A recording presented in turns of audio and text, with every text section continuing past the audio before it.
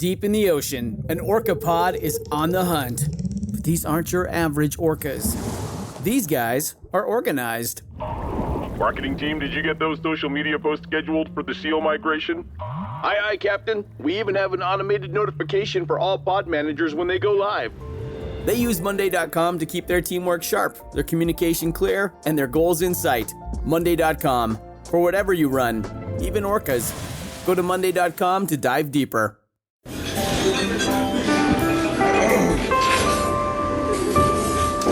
Well, I don't see the point in waiting any longer. So let's bring her out. The star attraction, the one you came to see. Ladies and gentlemen, the one, the only, Miss Judy Gold.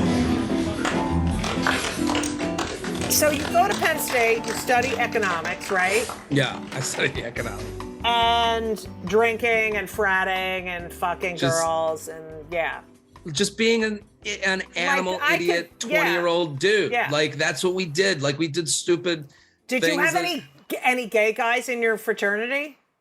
We had one guy that came out after graduation and then he would come hang out, but we didn't have. Wait, did you freak out at the guy when he came out? No, everyone was cool with it. There were so many gay guys and they could not come out. Well, that's the thing. Like it's, it was really nothing to us, but also like group of guys sound bad, Right. like guys are going to ball bust guys, no matter whether you're gay or straight or whatever. But like, and then in nowadays where everything's like, every word that you say is picked apart and put on this sort of like morality chart.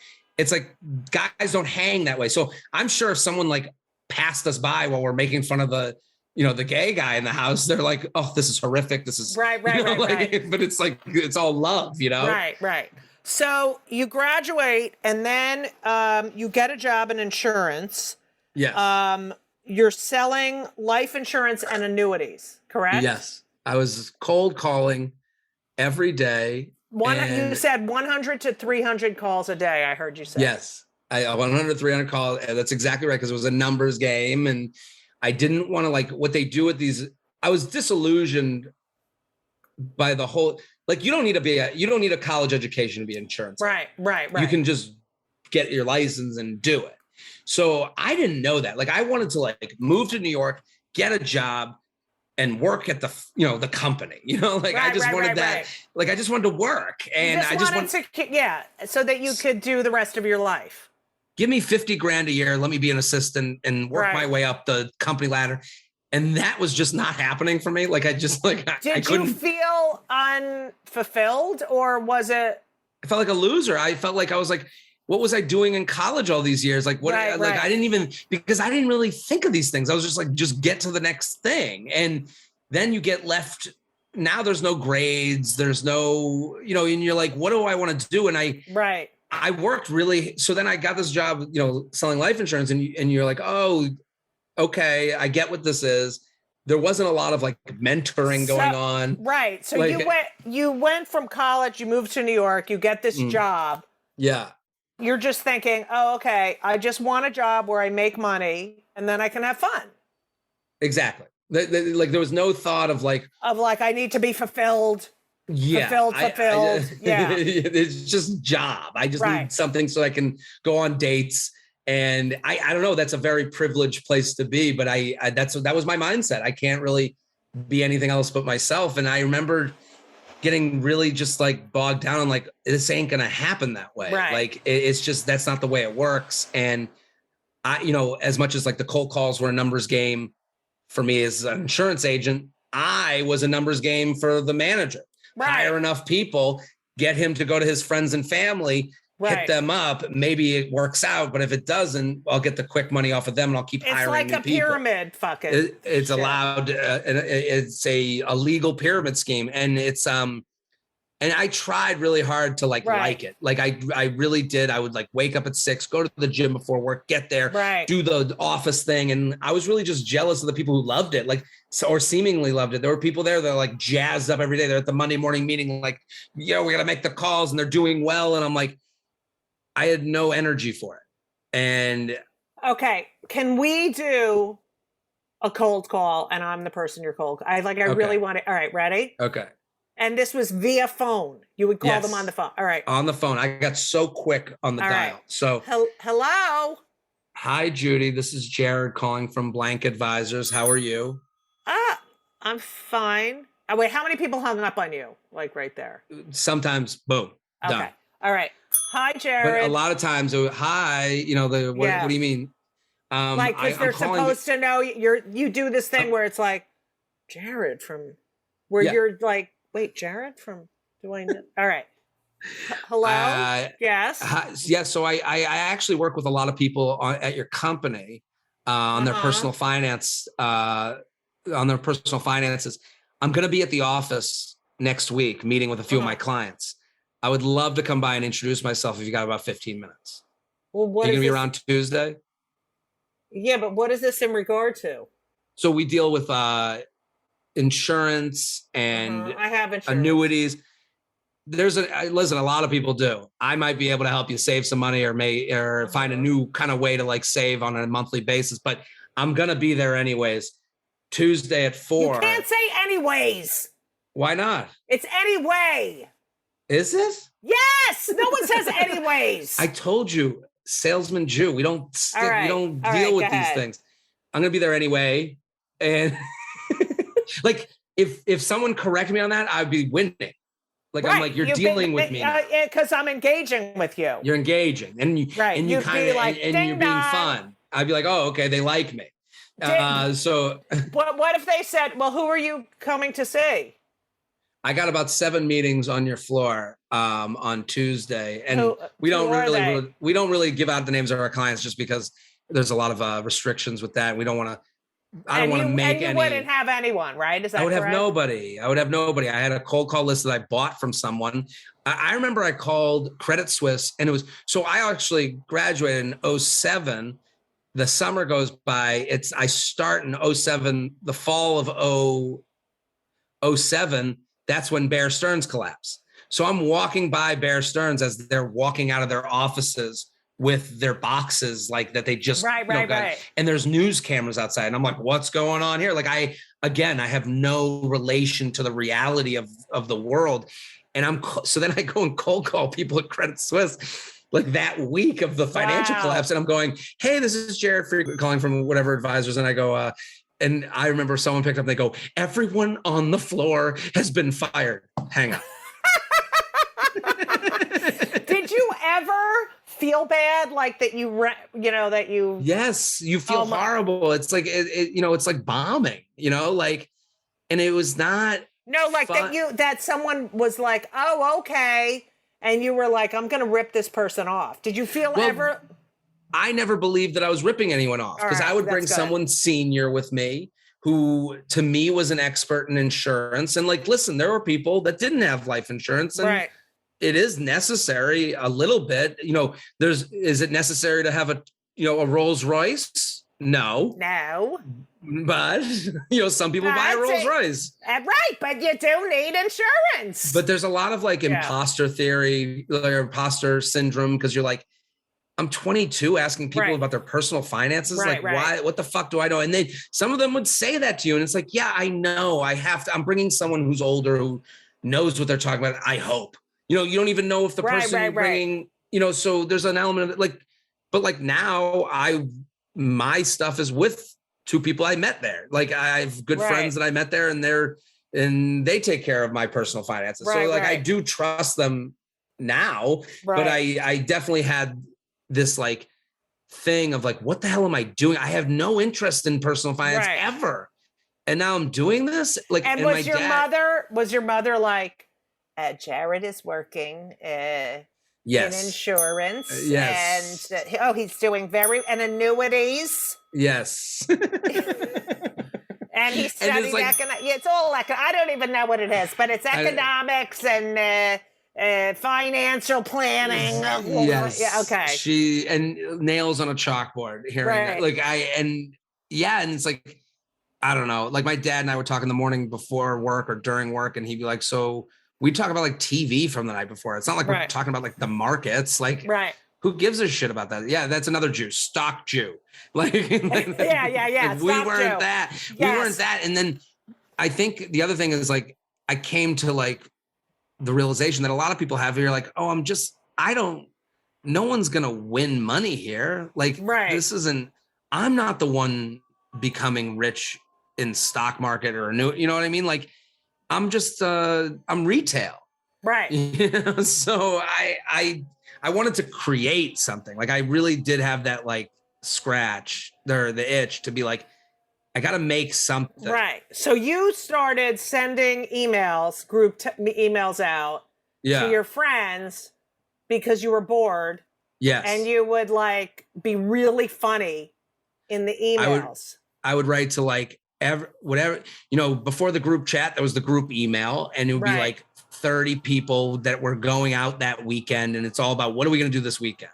Or you're planning, we're going to go to the hunt at Far Hills. We're going to go to a race, a horse race, and get fucked up at the forest race. So you're planning weekends. And when I was on these emails, I would just make fun of everyone on the email. Right. And sometimes they bomb. And a lot of times people go off the email chain and be like, dude, I am dying at my desk. And I'm like, that felt so good to me. I was like, I don't know what that is, but that's the best part of my day. Like, what am I? And I lived across the street from New York Comedy Club, and it was like staring at me. I was like, why don't I just go? Like, why don't I just do this? Like, and then I would not. And then did you ever go sit in the audience? Yes. I went to the comic strip, and I went with a friend right when I was about to like make this decision to do this. And I watched, I thought it was so funny. I saw Ryan Reese was the host, and I saw Vic Henley. Oh, rest in peace. He did this podcast. He was the greatest. Yeah. Vic was great. And I went up to Ryan and Vic at the bar afterwards, and I said something to them.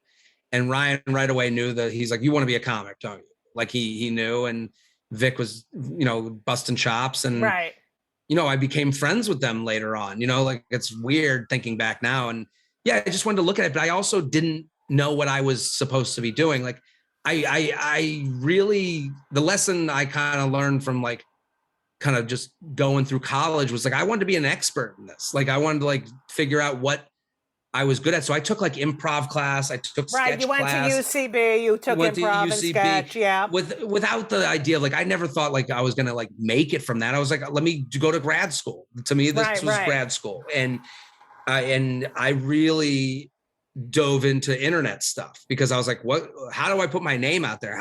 It's so interesting to me because I played it by the rules. I did all my work. I wrote, I went on the road, I did everything. And then the fucking rules changed. And you're coming in where you can take advantage of this medium that we are like, wait, what? So this person's going to get booked because they had one funny video. And I spent 15 years living in shit fucking motels. You know what I mean? Yeah, no, I get it. And I because I was like reading people on the internet. So I was like, I want to write. So I'll put out my stuff. But what you're saying is like, I didn't want to be that too. Like, I didn't want to be the person that blows up in the internet, has no act. Like, so like the daytimes were write for whoever would let me write for them. I started, I love talk radio. So I was like, I want to start a podcast. I was listening to podcasts early. Like I was listening to radio shows as a podcast, downloading them in 15-minute increments. Right. So I was like, I love talk radio. I've loved it my whole life. I've listened to it while I go to bed at night since I've been 10 years old. Oh my God. So, my mother used to do, you're such a Jew. Yes. My mother would always have talk radio on because, I need another voice here.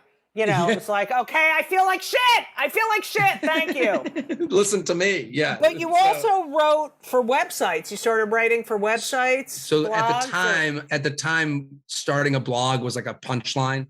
Like people were already making fun of the bloggers. Right. So I was like, I didn't want to be that. So what I would do is I'd be like, I'll send you an article to a website that already had a following. Right. And you just need to promote me as a comedian. Right. So like, I want retweets. I want Instagram posts. Right. I consider those currency because a lot of those websites were like, we'll give you $25. I was like, well, I would like no dollars and I would like retweets and Instagram posts and all those things. So to try and get a jump start, because again, the feedback I kept getting like, oh, you're like, you know, you go to auditions and stuff. And I'm like, I'm not an actor. I've never trained to be an actor. I felt like a fraud. And I was like, I just want to be funny. I want to write sketches. I want to like, you know, put out funny stuff. But then it would, you know, the feedback is like, well, you're just a like, no one seemed excited about me.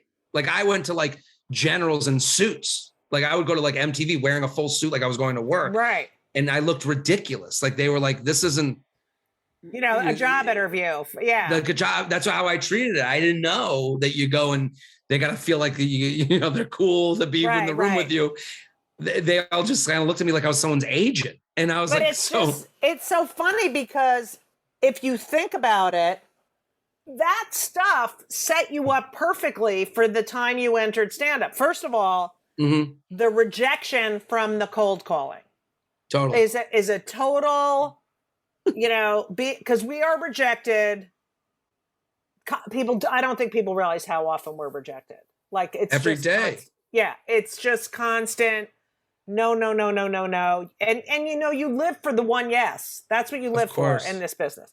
And then like your business mind, the fact that, and I think it's probably because you're not processing trauma, you know? Yeah, probably. That you're like, how do I do this and do it success? And I feel like that has served you well. Like Gaffigan, who I know, you know, you've opened for, and he used to open for me. Ladies and gentlemen, Jim Gaffigan used to open for me. Him and Ted, okay? Anyway, but Gaffigan studied marketing. And, you know, it's so obvious. Yeah. Because he has... Shut the fuck up! He has... That's a real New Yorker. I know. I should. But there's nothing more New York. Something though? That doesn't bother me. See how it comes and it goes? I live in Provincetown next to the fucking pickleball courts. Oh, so all you hear... it is 24/7 of that ball, and then everyone's screaming after each point, and I have no quality of life. And anyway, pickleball is huge now. It's like it's having a moment. But you can't put it in the middle of a residential area. Anyway, but that's a whole other fucking...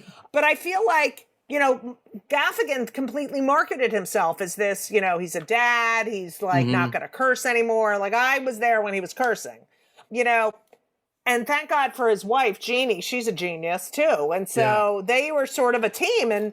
But you see, it's so funny because you're the rare comic who has a business mind and a creative mind. And like Elisa, my lover, who studied economics at Tufts, you know, is always like, Judy, you have to think. And I'm like, no, I can't. It's a different part of my brain. And I don't know, I can't. Like it makes me fucking anxious and crazy. Like I don't want to, like I get my retirement shit in the mail. I'm like, no, rip it up, throw it out. I don't want to know how much money I have. I don't care about the stock market. I don't fucking, you know. Yeah. And you're just the opposite. You don't want to be that guy. You know, we know the comics that are the business people tricking people into thinking they're comedians. Right. That's my biggest fear. I don't want to be that guy. And you're not. I appreciate that, but I mean, you wouldn't be on the podcast if you were. That's right. Okay. But I knew if you got a crowd, you're going to be okay. Right. And that's kind of what every day has been about when it's not about writing, you know, it's right. Like, and I think how do I find my people? How do I find the people that like will relate to this? How do I fill the seats too? Yeah. But it's also like we had to get on a late night show, get a comedy special. Totally. But you know, there's a part of me that gets very like frustrated. Like I want that I like thinking about you on the road and like, I want that. Like when, you know, they're like, do you want to do a Tuesday on the road and you can fill up the room yourself? I'm like, no, I don't want that. I want a weekend. Right. I want to work on stand-up. I want to be a comedian. So it's hard to like, because I want to do late night sets. Like, I don't want to just be like, you know, you want to do those things. And oh my God, I used to love like at Catch, the show would go till like 3 a.m. It would start at 8 and it would go till 3. And it was like the audience at 8 was not the audience at 3. It would be groups of people coming in and out. And at about 12:30, they changed the MC. There was a late night MC. Sure. And, you know, it was when, you know, they say we're in a comedy boom right now. It wasn't, that was a real, I mean, these shows went on. There was a band, you know. That's cool.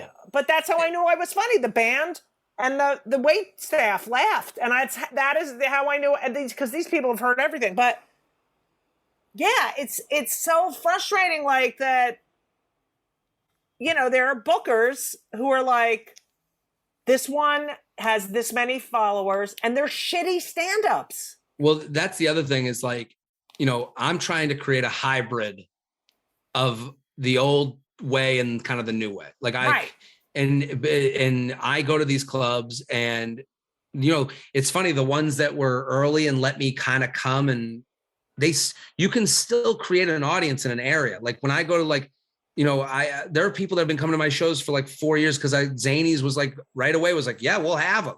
Right. And like, and they don't do that as much anymore because they're not bringing people up. They're not, you know, because also then in the club's defense, if you help someone along the way, they got to be helping themselves. They got to have to have something happen for them that you guys become business partners instead of just someone doing them a favor. You know, I understand that side of it, but it's like who needs to get good? You know, like, do you need to get good or not? Right. You know, like I want to be good. I don't want people to come once and go, it was okay. I like his online you have stuff integrity. Yeah, I totally get it.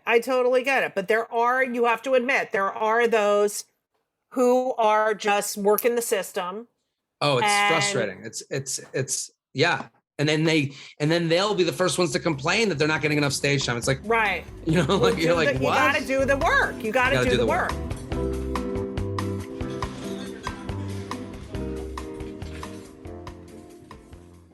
This episode is brought to you by Progressive Insurance. You chose to hit play on this podcast today. Smart choice. Make another smart choice with Auto Quote Explorer to compare rates from multiple car insurance companies all at once. Try it at progressive.com. Progressive Casualty Insurance Company and Affiliates. Not available in all states or situations. Prices vary based on how you buy. You mentioned in an interview that you've gotten advice from a bunch of people that you heard Bill Burr told you a new minute a week. I heard him say that on a podcast, and he was like 1 minute a week. And that spoke to me because of the math of it. Right. If you got a new minute a week, he was basically saying on this podcast that you would have 52 by the end of the year. Right. And that's an hour special. Now, I don't believe that my new minute a week is special worthy, but if I get to 52, then maybe there's going to be good 20. Right. You know, like, 22. Yeah, exactly. 22. So that's the way I think of it. And I'm constantly writing. You are too. We're all constantly writing, but I'm like, that's a way for me to like stay in check with myself. Cause I do all this other shit. Like, I don't want to just like, you know, you can get lazy because I'm like, I'm doing 8 podcasts a week. Like that's insane. That's fucking stupid. But it's like, that's a job too. So it's like, at least I can check in with myself and go, what's the new minute? Instead of saying like, you know, like a month from now, you go, have you done any writing this month? You know, like it's just an easier bite to take. That's why it spoke to me. Like they say, like you create goals, like the small ones, achievable goals. You have to create like someone's like, do you want to be on the Tonight Show? Yeah, tomorrow. But like, I can't make that. I can do nothing to make that happen except a minute a week. Exactly. The only way to be a better comic is to get on stage and write material and try out your material and get on stage and write material and try out material and get on. That's the only way. Like people don't realize there's something you get from just being on stage that you can't get any other way. You know, like you cannot become you can sit and write funny jokes at your computer all day long, but that doesn't mean you are a stand-up comedian because you have to be so comfortable up there delivering it. Timing, point of view, you know. It's a performance. Right. What performance doesn't have rehearsals? Right. You know. Like oh my God, that was so Jewish. What performance doesn't have rehearsals? So I am constantly being yelled at by my sons. What do they say?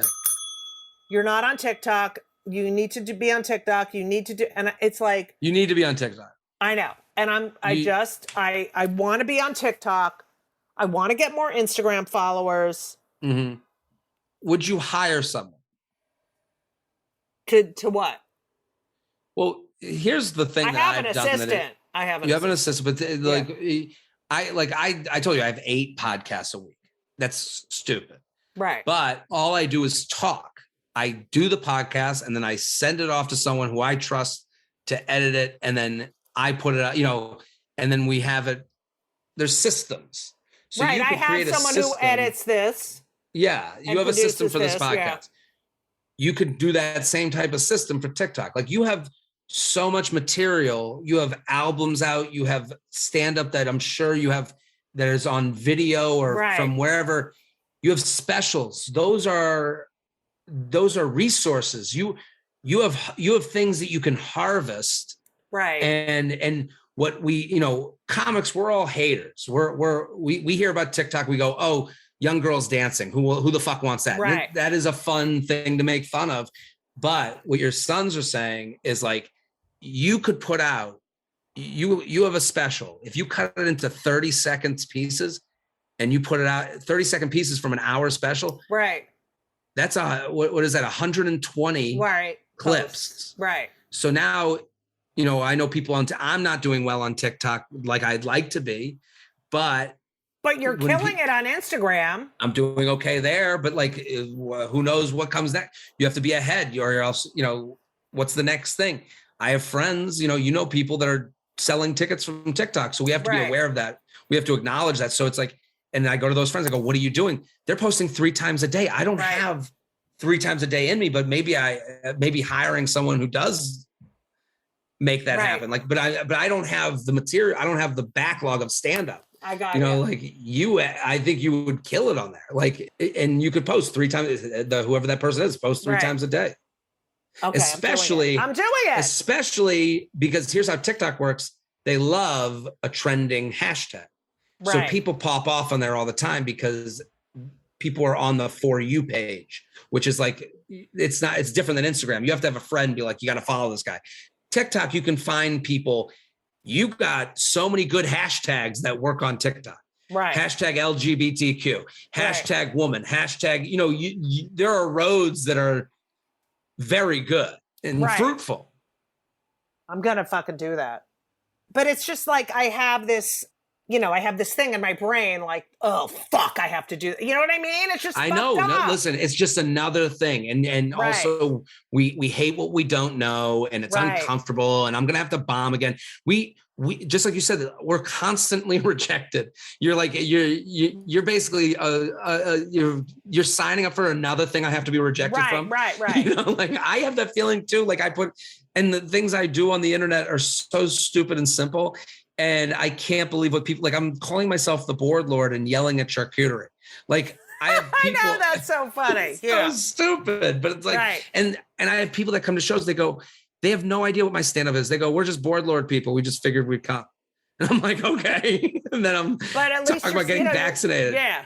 Do you ever have people come who know you from your social and are like, wait, he's a Jew? Wait, he's this? Wait, he's not a fucking right-wing do you ever have? I have people, so because I do podcasts and they find me through podcasts or through The Bachelor, that's another thing. Yeah. They don't even know what stand-up is. They don't know. So they come and I can't imagine how much trust they have, because I'm going to Stress Factory this weekend. Right. There will be a woman who convinced 4 other women, we got to go see this guy who yells at charcuterie. And they'll go, well, what does he do? And she'll go, I don't know. Right. We're just going to go. And I have people that show up and they go, I didn't know what this was. I didn't know what stand-up was. So, and they go, they're very nice. They'll be like, I love this. I feel bad for the openers because they're literally teaching them what a joke is. Right. They only, and then I come on and I do 10 minutes of Bachelor material every show because I know people know that. I talk about dating at every show because I know people know that. But I get into other subjects, and like I've never lied with my sensibility. So like I've never told a lie as far as like how I make a joke. When I yell at The Bachelor, it's the same way I would yell at any other subject in this world. So I think they're pleasantly surprised. Like, and also, you know, they go, maybe they've watched a Netflix special and they'll be like, what you don't do that too? Like, and you're like, well, whatever, you know. But it's also, you know, so in a way, you're teaching people about a new art form. Yeah. Which is actually a good thing. Well, I had people that the club owners, I've had club staff go, you have the nicest. They're like, we can't believe this audience. Right. Like, they're like, and I'm like, you know, I'm like, okay, I don't know what to say to that. Like, I'm like, okay, you know, like, cool. But I get it more enough times that I go, I can't believe that that's such a thing. Because I think so they're great. It's great because I think they're used to like a bunch of dudes coming in. Like, fuck women, you know, like that shit. Yeah. That type of energy. And then they see my crowd, you know, they come, it's young women who want to have like the best time, and they're cool, you know, so.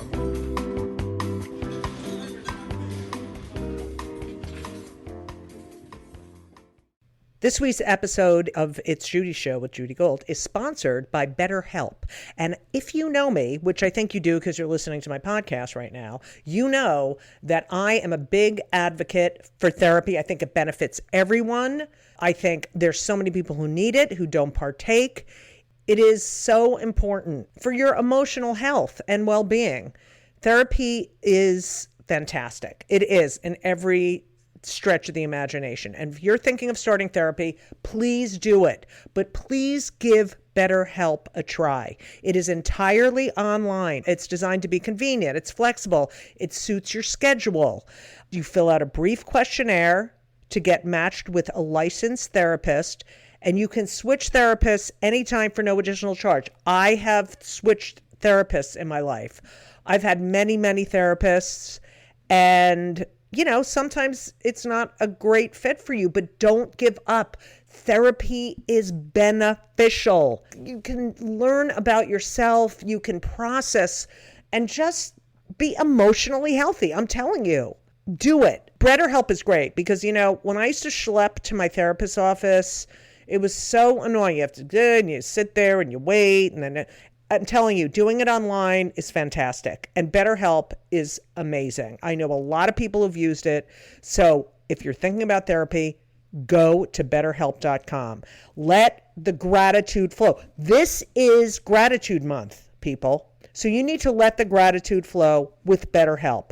Visit BetterHelp.com/JudyGold, JudyGold, today, and you will get 10% off your first month. That's BetterHelp, HELP.com/JudyGold. You're welcome.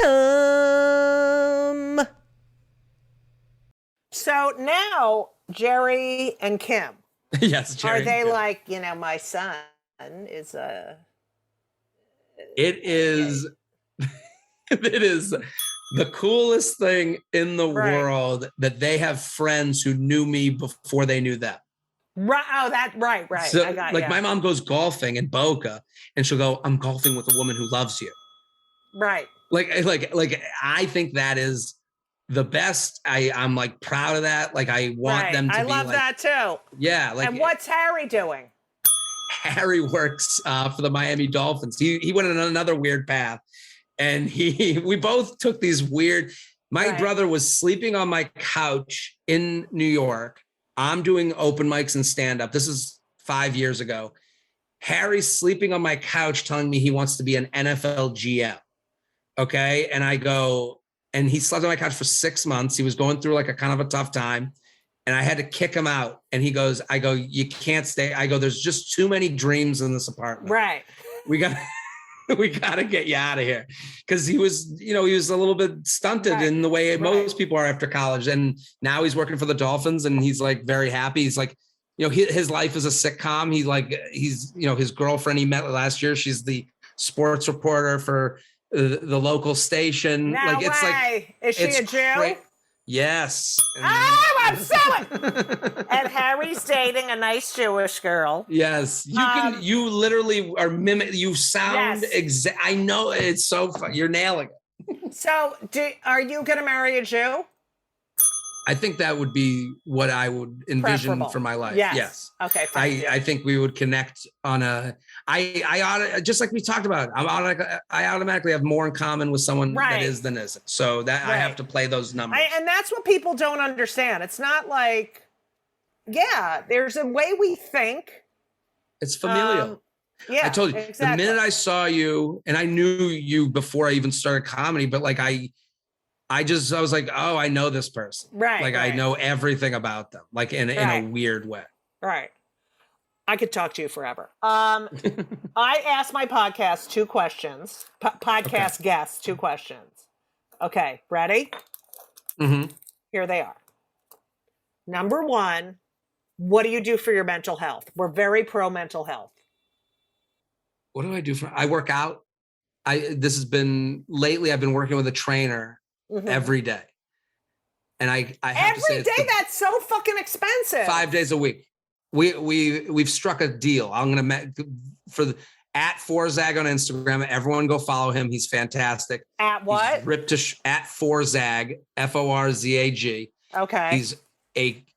He is a accredited. I'm very big on like people, just like with they comics. have to know what they're fucking doing. Yeah. He's not selling, fit tea. He's doing functional. He's like, he has higher education of fitness training. So I got hooked in with him, and I sing his praises all the time. But we started in the pandemic. I met him in person for the first time last weekend. It's been a year and a half of us on FaceTime, and he gets on FaceTime, and I do it in my hotel room when I'm on the road. Right. All I need is like 5 feet of space. And I told him, I just want to be able to turn on the phone, get it done, and be done with it, and not resent it. And that's my mental health thing. And also going to coffee shops and sitting outside and drinking coffee. I really love. Oh my God, I'm a fucking coffee fucking freak. What do you put in your coffee? I do 1 sweet and low. Ugh, that is so Jewy. I know. It's like I knew you were gonna say black. Iced or hot? Iced or hot? Black coffee. Wow. I go iced Americano. No. I'm such a You're a baby. wuss. I'm a wuss. Iced Americano, a little bit of vanilla, not a lot of water, lots of ice. Now I'm a big ice guy. Do you chew on ice? Yes. That's diabetes. Is that what or low iron. I think it's low iron. It's something. I'm talking to my mom again. This is what happens. Yeah, you gotta get that checked out. Yeah. Because you shouldn't be eating ice. Well, right now I'm not calling my mom because every conversation is, have you gotten a doctor's appointment? You never got a doctor's appointment. You gotta get a doctor's appointment. I go, can we just talk? I go, I will. Can we now let's move the conversation on. Right. Okay, but you say you will, but you don't ever do it. And you gotta get I know. And your dad had a heart attack, and it's like and then she goes down the road of the worst case scenario. So now the rest of the day I have debilitating. Yeah. That is very, I do the same thing, and I'm like, shut up! Like, I'm in my head going, shut the fuck up. Like, you hate me when your mother did this, shut the fuck up. Okay, so that's what you do for mental health. Okay, now I call the podcast Kill Me Now because, as you know, everything gets on my fucking nerves. So I want to know what pisses you off more than anything and makes you fucking crazy. Ooh. So you have to come on my other podcast, The Luxury Lounge. People write in with their luxury complaints. You would. Oh, I fucking love that shit. You would love it. I mean, I get like 50 emails a day complaining about things. And every day, every episode, I start with my own complaint. Right. I'm very patient.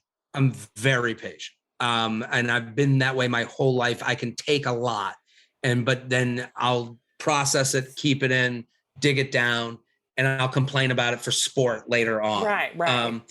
My biggest annoyance right now is, and I'm trying to do a bit about it, but I'm not. I'm saying it to you because I want to hear. Rob Lowe is the spokesperson for the Atkins diet, and I can't understand how the fuck. Why is Rob Lowe? Isn't that strange? Rob Lowe for the Atkins where you don't eat any carbs? Yes. Which and he is makes hawking, people sick? He's hawking Atkins products that you can get their line of food. But it's like also like Rob Lowe's like, when has he ever had a weight issue? I know. That's not good. That's like, what is going on? And every time I see him in the commercial, I get angrier and angrier. Like because I hate food marketing. I think that I'm part of the 0 calorie generation. It was 0 calories or you're a piece of fucking shit pig, and now I sit here looking at a Spindrift that has like 17 calories. And I'm like, I don't know if I could do it today. Right. And it's like, what is wrong with me? And this Rob Lowe thing is like the epitome of that. Like that is fucking, you need a fat person who then lost weight. But you can't stay on the Atkins diet. You can't stay on it. It's not healthy. Yeah, well, Janine Garofalo got really sick on the Atkins diet. Really? Yes. It really gets me angry. Like I'm like because I am never been fat, never dealt with this, has no emotional connection to food in the way that I do. Like if I don't eat Chinese food on a Sunday night, I am like apoplectic. Like I am like feeling badly about the week that just was. So the idea that he could relate to me is just so angry. Fuck him. And you can't go on that diet. No. Jared, can you tell people where they can find you? And can you? I want to do Luxury Lounge. I'm going to email you directly after this to get you on the show. Even though my son yelled at me about the blowjob. What did we talk about? The blowjob was so funny that you talked about that you blew a guy. Yeah, I blew this guy, and then I hated it. I fucking hated it. And I'm like, Henry, you're not supposed to listen. Well, I think Henry probably has friends who come across my Instagram. Yes. And they're like, that was the clip I put out. Yes. Oh, fuck you. So it's Henry's mom. I know. Talking about blowjobs on Jared's Instagram. Oh, God. Awful. So he is somewhat right. I hate you. I hope we can work together soon. I fucking love you. I would love it. I love your parents.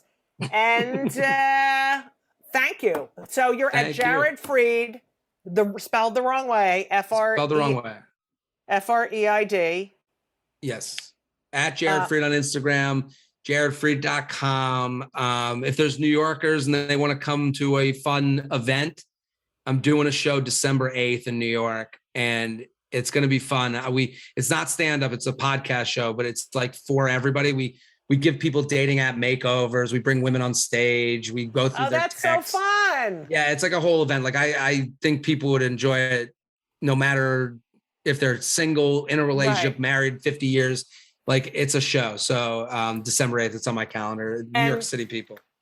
And also I'll be on Luxury Lounge. Yes, absolutely. I'm going to email you with the date. All right, good.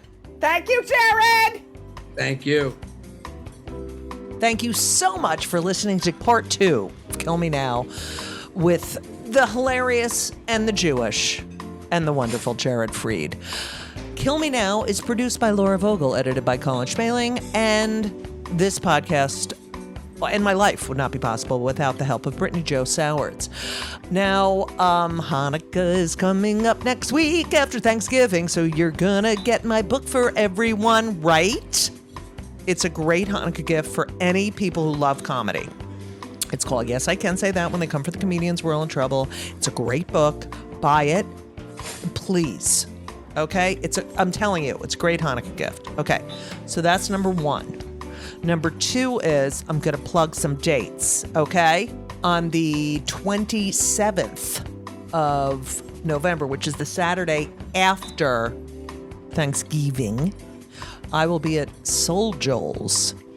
Now, it was in Royersford, Pennsylvania, but it's now in Jacksonville, Pennsylvania.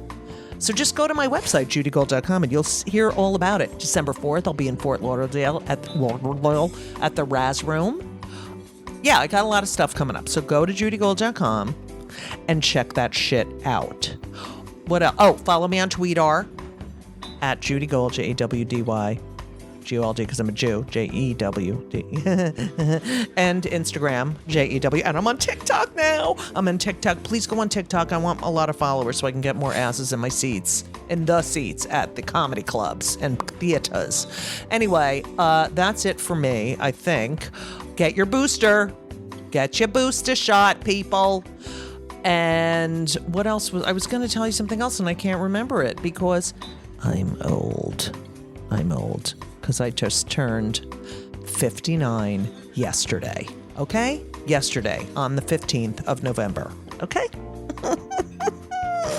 Whatever. I feel like I'm a 12-year-old boy, and that's a whole other issue. So, yeah, thank you so much for listening. I can't tell. If you're still listening, I love you more than anything in the entire world. Please subscribe and leave a review for Kill Me Now, because that way I get more people to know about the podcast, and then I can keep doing the podcast. You know what I'm saying, baby? And I love you all. Stay safe. And as we always say, so long. And everything was wonderful. I'll see you soon. Thank you for the visit. So long.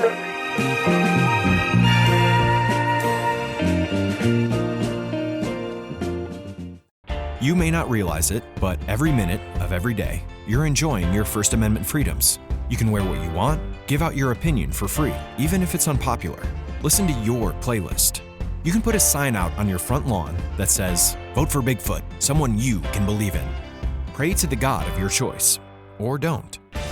You have the right to hang with a posse that thinks like you do. Tell the government what you think about its policies. They're the freedoms that let you be you, and they're all brought to you by the First Amendment. Learn more at freedomforum.org.